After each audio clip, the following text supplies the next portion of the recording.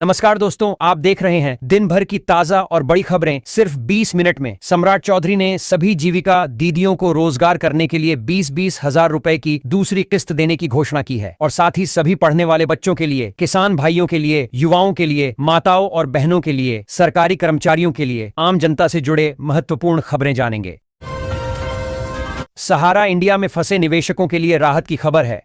उप मुख्यमंत्री सम्राट चौधरी ने निर्देश जारी करते हुए बताया कि मई महीने से रिफंड प्रक्रिया शुरू होगी।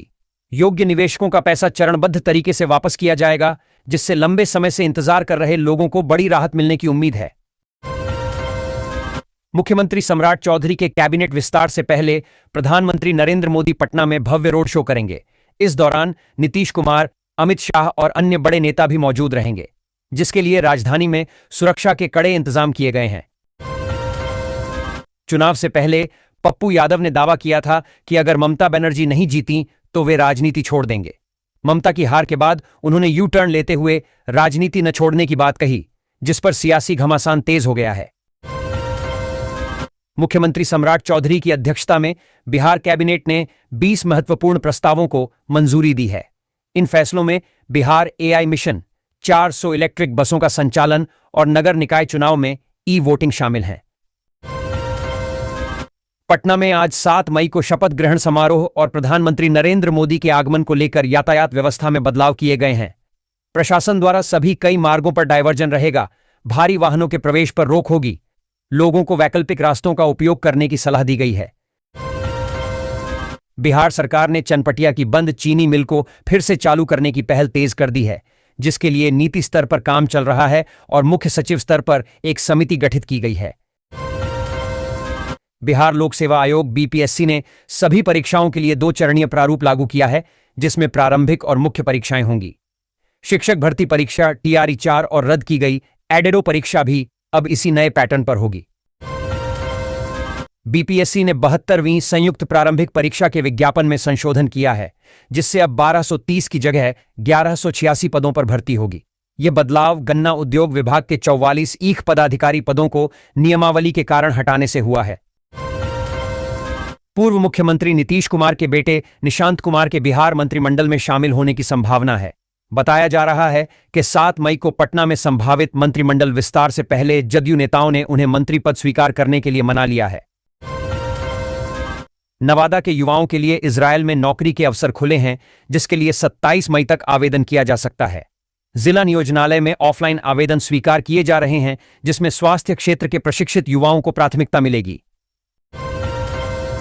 सिकटी प्रखंड में पीएम आवास योजना के अधिकांश लोगों को आवास आवंटन नहीं होने से लोगों का पक्का घर बनाने का सपना अधूरा है। जियो टैग के बाद अब तक आवंटन नहीं मिलने से पक्के मकान बनाने की योजना सफल नहीं हो पाई है। पटना में सम्राट चौधरी मंत्रिमंडल विस्तार और शपथ ग्रहण समारोह की तैयारियां जोरों पर हैं। गांधी मैदान से लेकर एयरपोर्ट तक विशेष सजावट, सुरक्षा और सफाई के पुख्ता इंतजाम किए जा रहे हैं। बिहार कैबिनेट ने गंगा नदी के कटाव से बचाव के लिए 175 करोड़ रुपए की योजना को मंजूरी दी है। इसके साथ ही सीतामढ़ी मेडिकल कॉलेज का नाम मां सीता पर रखने, पटना एयरपोर्ट विस्तार और भवन निर्माण अनुमति प्रक्रिया को आसान बनाने जैसे कई अहम फैसले लिए गए। बीआरए बिहार विश्वविद्यालय 32 अंगीभूत महाविद्यालयों और 37 नए डिग्री कॉलेजों में शिक्षकों की कमी पूरी करने के लिए अतिथि शिक्षकों की नियुक्ति करेगा। कुलपति की अध्यक्षता में हुई बैठक में सभी प्राचार्यों से रिक्त पदों की जानकारी मांगी गई है। प्रधानमंत्री सूर्य घर मुफ्त बिजली योजना को जिले में रफ्तार देने के लिए अब इच्छुक लाभार्थियों को आसान बैंक ऋण उपलब्ध कराया जाएगा। इसके लिए जिला प्रशासन अग्रणी पंजाब नेशनल बैंक के साथ मिलकर अनुमंडल स्तर पर ऋण मेला सह जागरूकता शिविर का आयोजन करने जा रहा है। बिहार सहकारिता विभाग ने 212 अराजपत्रित कर्मियों को विभागीय कार्य सुचारू रखने के लिए उच्चतर पदों का स्थायी प्रभार सौंपा है। यह व्यवस्था नियमित पदस्थापन होने तक लागू रहेगी। इससे प्रशासनिक कार्यों में तेजी आएगी और लंबित मामलों के निष्पादन में सहूलियत मिलेगी, जिससे विभाग की कार्यक्षमता और बेहतर होगी। मुख्यमंत्री कन्या उत्थान योजना के तहत मुख्यमंत्री बालिका स्नातक प्रोत्साहन योजना का पोर्टल खुल गया। उच्च शिक्षा विभाग ने वीर कुंवर सिंह विश्वविद्यालय को नवनिर्मित एनआईसी पोर्टल पर छात्राओं का डेटा अपलोड करने का निर्देश दिया है। बिहार के राजस्व एवं भूमि सुधार विभाग में अब अवकाश के लिए ऑनलाइन आवेदन अनिवार्य कर दिया गया है, जिससे प्रक्रिया सरल और पारदर्शी बनेगी। एचआरएमएस प्रणाली लागू होने से कर्मचारियों को सुविधा मिलेगी और प्रशासनिक कार्यों में तेजी आएगी। बिहार मंत्रिमंडल ने राज्य उच्च पथों पर टोल टैक्स लगाने, सड़कों के रखरखाव के लिए एआई तकनीक का उपयोग करने और शहरी विकास के लिए विश्व बैंक से ऋण लेने सहित कई महत्वपूर्ण निर्णय लिए हैं। बिहार अभी अपनी आवश्यकता के आधे से कुछ अधिक मात्रा में मछली आहार का उत्पादन कर रहा है। राज्य में 79 फिश फीड मिल लगाए गए हैं, जहां 50,000 टन मछली आहार का उत्पादन हो रहा है। डेयरी, मत्स्य एवं पशु संसाधन विभाग का कहना है कि पूरक आहार उपलब्ध होने से राज्य में मछली की उत्पादकता एवं उत्पादन में तेजी से वृद्धि होगी। बिहार में पशुपालकों को घर बैठे पशु चिकित्सा सुविधा देने के लिए मोबाइल वेटनरी यूनिट सेवा को मजबूत किया जा रहा है। मुजफ्फरपुर जिले में 1962 कॉल सेंटर के माध्यम से इसकी निगरानी होगी और जिलाधिकारी ने योजनाओं की समीक्षा की। मधेपुरा सदर प्रखंड के साहूगढ़ कारू टोला की महिलाओं ने एक निजी वित्तीय कंपनी पर ठगी का गंभीर आरोप लगाते हुए हंगामा किया। ठगी का शिकार हुई महिलाओं ने कहा कि आकांक्षा क्रेडिट कैपिटल प्राइवेट लिमिटेड के नाम पर 1.10 लाख रुपए का ऋण दिलाने का झांसा देकर सभी से 5-5 हजार रुपए खाता खुलवाने के नाम पर वसूले गए। राजद नेता तेजस्वी यादव ने पश्चिम बंगाल चुनाव परिणामों पर सवाल उठाए हैं। इसे लूटतंत्र का मामला बताया। उन्होंने चुनाव आयोग की निष्पक्षता पर भी गंभीर आरोप लगाए हैं, जिससे सियासी माहौल गर्मा गया है। विक्रमशिला सेतु की मरम्मत का 26 करोड़ का पुराना प्राक्कलन स्लैब गिरने के बाद रद्द हो गया है। अब क्षतिग्रस्त पुल की मरम्मत के लिए 75 से 80 करोड़ रुपए का नया प्राक्कलन तैयार किया जा रहा है, जिसमें 13 से अधिक पिलरों में दरारें हैं। भागलपुर में गंगा नदी पर बने विक्रमशिला सेतु का एक हिस्सा गिरने से हड़कंप मच गया है। इस घटना पर पटना के प्रसिद्ध शिक्षक खान सर की प्रतिक्रिया सोशल मीडिया पर खूब वायरल हो रही है, जिसमें उन्होंने बिहार के पुलों की सुरक्षा पर सवाल उठाए हैं। बिहार सरकार ने शेखपुरा में केंद्रीय विद्यालयों के लिए 1 रुपए के टोकन मूल्य पर जमीन आवंटन को मंजूरी दी है। इस फैसले से कटनीकोल और नीमी मौजा में 2 केंद्रीय विद्यालय स्थापित होंगे, जिससे जिले में शिक्षा का विस्तार होगा।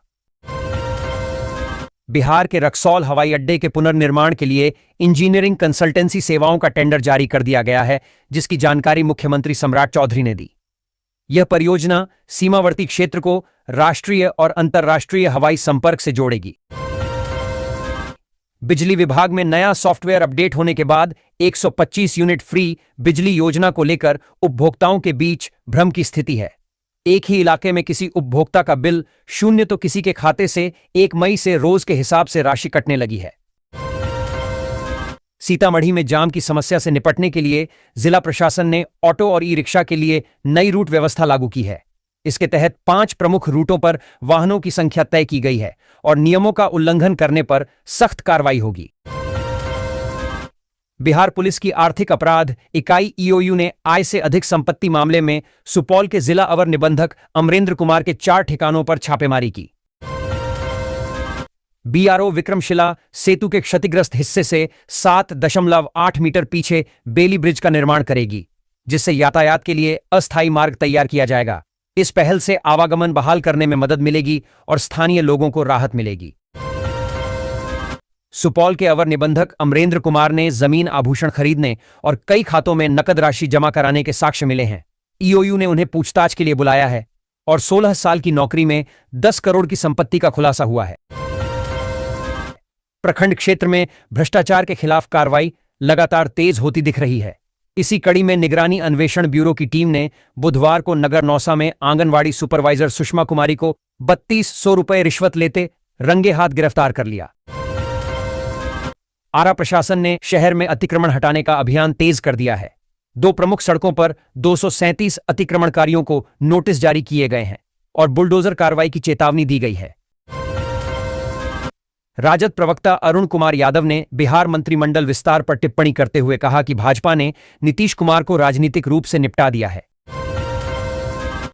भागलपुर में मौसम का मिजाज बदला है, जहां मंगलवार को बादल छाए रहे और बुधवार को गरज के साथ बारिश की संभावना है।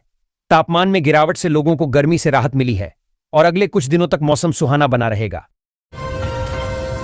पटना हाईकोर्ट ने मुजफ्फरपुर क्लब की 9 एकड़ जमीन से संबंधित पुनर्विचार याचिका खारिज कर दी है, जिससे जैतपुर एस्टेट का दावा कायम रहा। क्लब के सचिव अविनाश साहू ने इस फैसले के खिलाफ सुप्रीम कोर्ट जाने की बात कही है।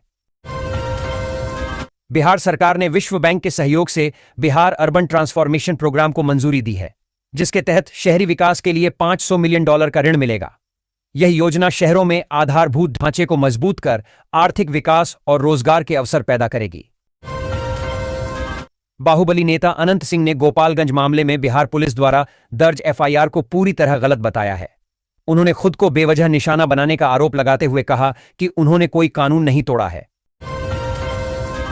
राजद के प्रदेश प्रवक्ता अरुण कुमार यादव का कहना है कि मुख्यमंत्री की कुर्सी से हटाकर नीतीश कुमार को भाजपा राजनीतिक रूप से निपटा चुकी है। उसी प्रसन्नता में मंत्रिमंडल विस्तार समारोह को भव्य और भगवामय बनाया जा रहा है। नेपाल सरकार ने भारतीय पर्यटकों के लिए अपनी निजी गाड़ी का भंसार अब ऑनलाइन करने की सुविधा शुरू की है। इससे पर्यटकों को सीमा पर जाकर लंबी कतारों और भौतिक सत्यापन से मुक्ति मिलेगी। साथ ही वे घर बैठे शुल्क जमा कर सकेंगे और अवधि भी बढ़ा सकेंगे।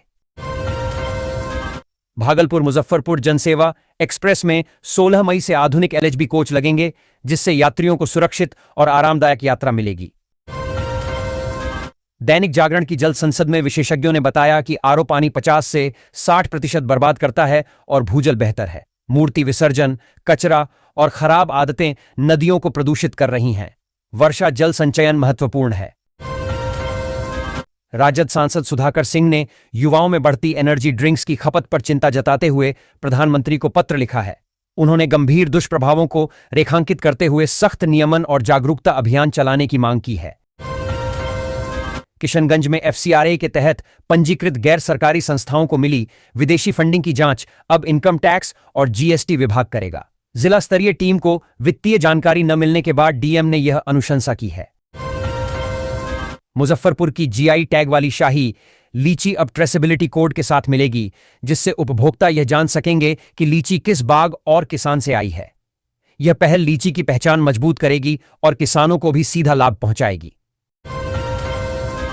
नेपाल सीमा से सटे रक्सौल में प्रस्तावित एयरपोर्ट परियोजना को गति मिल गई है, जिसके लिए इंजीनियरिंग कंसल्टेंसी सेवाओं का टेंडर जारी किया गया है। यह परियोजना 2 साल में पूरी होगी, जिसमें नदी पर रनवे पुल और बड़े विमानों की लैंडिंग जैसी विशेषताएं होंगी, जिससे क्षेत्र में व्यापार, पर्यटन और रोजगार को बढ़ावा मिलेगा। दक्षिण बिहार एक्सप्रेस में एक नवविवाहित महिला यात्री के 30 लाख रुपए के आभूषण और 50,000 रुपए नकद चोरी हो गए।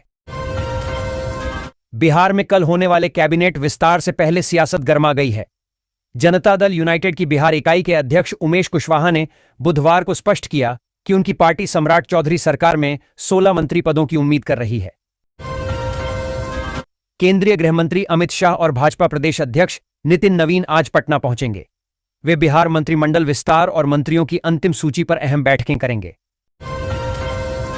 पटना हाईकोर्ट एडवोकेट्स एसोसिएशन के अध्यक्ष योगेश चंद्र वर्मा ने जजों की कमी पर चिंता जताई, जिससे न्याय व्यवस्था प्रभावित हो रही है। उन्होंने सुप्रीम कोर्ट की तर्ज पर पटना हाईकोर्ट और जिला अदालतों में जजों की संख्या बढ़ाने की मांग की, ताकि लंबित मामलों का निपटारा हो सके। सुपौल के अवर निबंधक अमरेंद्र कुमार ने 16 साल की सेवा में आय से 65.8% अधिक संपत्ति अर्जित की। आर्थिक अपराध इकाई ने उनके पटना, सुपौल और सिलीगुड़ी स्थित ठिकानों पर छापामारी कर करोड़ों की बेनामी संपत्ति, नकदी और जेवरात बरामद किए। भोजपुर और बक्सर में एमएलसी उपचुनाव के दौरान जनप्रतिनिधियों के प्रमाण पत्रों की कथित खरीद फरोख्त से राजनीतिक माहौल गर्मा गया है। प्रत्येक वोट के लिए 10,000 रुपये तक की पेशकश और फर्जीवाड़े के आरोप सामने आए हैं। बिहार के रक्सौल हवाई अड्डे के पुनर्निर्माण के लिए इंजीनियरिंग कंसल्टेंसी सेवाओं का टेंडर जारी कर दिया गया है, जिसकी जानकारी मुख्यमंत्री सम्राट चौधरी ने दी। यह परियोजना सीमावर्ती क्षेत्र को राष्ट्रीय और अंतर्राष्ट्रीय हवाई संपर्क से जोड़ेगी। पूर्व मुख्यमंत्री राबड़ी देवी को सरकारी आवास खाली करने के नोटिस पर बिहार में सियासत गर्मा गई है। उनकी बेटी रोहिणी आचार्य ने इसे विपक्ष को परेशान करने की सरकार की ओछी मानसिकता बताया है। मुजफ्फरपुर में राष्ट्रीय लोक अदालत के लिए परिवहन विभाग और यातायात पुलिस ने ट्रैफिक चालानों के निपटारे की तैयारियां तेज कर दी हैं। इसमें 31 मार्च 2026 से पहले के 90 दिन पुराने चालानों का निपटारा होगा, जिसमें हाई स्पीड और अन्य उल्लंघनों पर राहत मिलेगी। हालांकि गंभीर मामलों में छूट नहीं होगी। भागलपुर में जनगणना कार्य में लगे शिक्षकों की उपस्थिति को लेकर शिक्षा विभाग और जिला प्रशासन के बीच समन्वय की कमी सामने आई है। विभिन्न प्रखंडों में अलग अलग निर्देश जारी होने से शिक्षकों में भ्रम और नाराजगी है। ऐतिहासिक गांधी मैदान में 21 वर्षों में पहली बार ऐसा होने जा रहा है जब पूर्व मुख्यमंत्री नीतीश कुमार मुख्य मंच के मुख्य आकर्षण नहीं होंगे। मंच के बीचाए बीच लगी 5 कुर्सियों में वे नहीं दिखेंगे। इस बार वे प्रधानमंत्री नरेंद्र मोदी के बाईं ओर केंद्रीय कैबिनेट राज्य मंत्रियों व सांसदों के लिए लगी कुर्सियों पर उनके साथ बैठे दिखेंगे। एनएचएआई ने जमुई में मांगो बंदर और नरियाना पुलों को उनकी जर्जर स्थिति के कारण बंद कर दिया है, जिससे यात्रियों को 20 किलोमीटर का अतिरिक्त चक्कर लगाना पड़ रहा है। यह फैसला सुरक्षा को ध्यान में रखते हुए लिया गया है। पश्चिम चंपारण के रामनगर स्थित चीनी मिल के एक कर्मी विद्या प्रकाश शुक्ल का शव संदिग्ध परिस्थितियों में उनके क्वार्टर से बरामद हुआ है। पुलिस ने शव को पोस्टमार्टम के लिए भेजकर मामले की गहन छानबीन शुरू कर दी है। मुख्यमंत्री सम्राट चौधरी की अगुवाई वाली सरकार के मंत्रिमंडल विस्तार का इंतजार अब लगभग खत्म हो चुका है। इस मंत्रिमंडल विस्तार पर सीमांचल की भी पैनी निगाहें टिकी हुई हैं।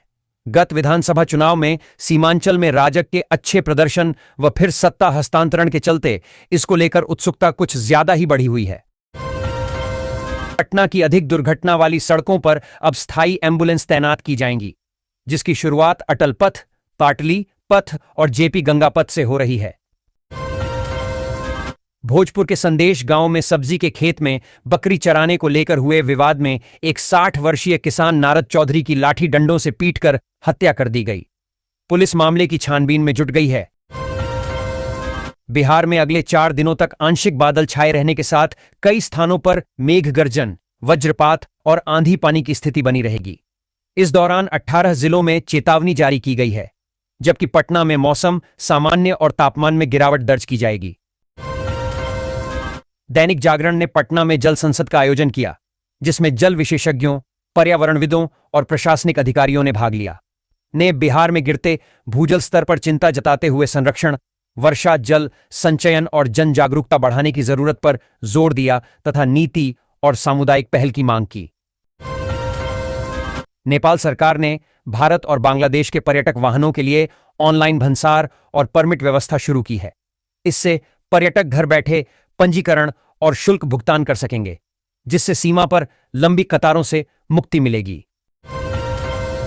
विक्रमशिला सेतु पर यातायात बाधित होने के कारण पूर्व मध्य रेल ने सरायगढ़ और देवघर के बीच 7 से 31 मई तक एक विशेष ट्रेन चलाने का निर्णय लिया है। भोजपुर जिले में पुरुषों की तुलना में अधिक महिलाएं हाइपरटेंशन, उच्च रक्तचाप से पीड़ित हैं। बदलती जीवन शैली और मानसिक तनाव को इसका मुख्य कारण बताया गया है। भागलपुर के कलाकार मिथिलेश कुमार ने अरिजीत सिंह के गीत या तुम के म्यूजिक वीडियो का निर्देशन किया है, जिसे यूट्यूब पर जबरदस्त प्रतिक्रिया मिल रही है। यह उपलब्धि उनके 12 वर्षों के रंगमंच अनुभव और राष्ट्रीय नाट्य विद्यालय से प्राप्त प्रशिक्षण का परिणाम है। समस्तीपुर में भूमाफियाओं और अंचल कार्यालय की मिलीभगत से जमीन विवाद गहरा गया है, जहां 20 बीघा जमीन की धोखाधड़ी का आरोप है।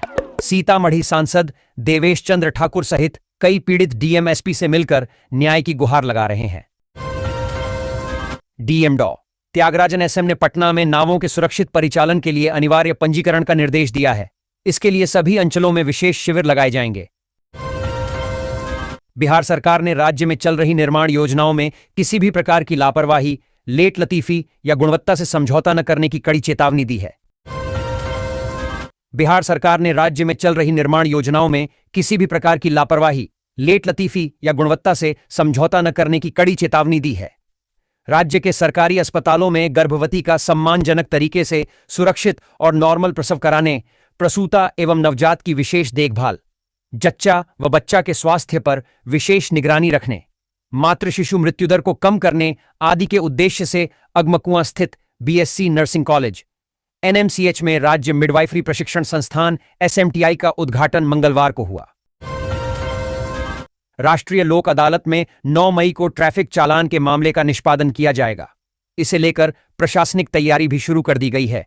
बिहार राज्य विधिक सेवा प्राधिकरण बीएसएलएसए कार्यालय में मंगलवार को आयोजित प्रेस वार्ता में आगामी राष्ट्रीय लोक अदालत के दौरान यातायात चालान मामलों के शीघ्र और प्रभावी निपटारे को लेकर विस्तृत दिशा निर्देश साझा किए गए।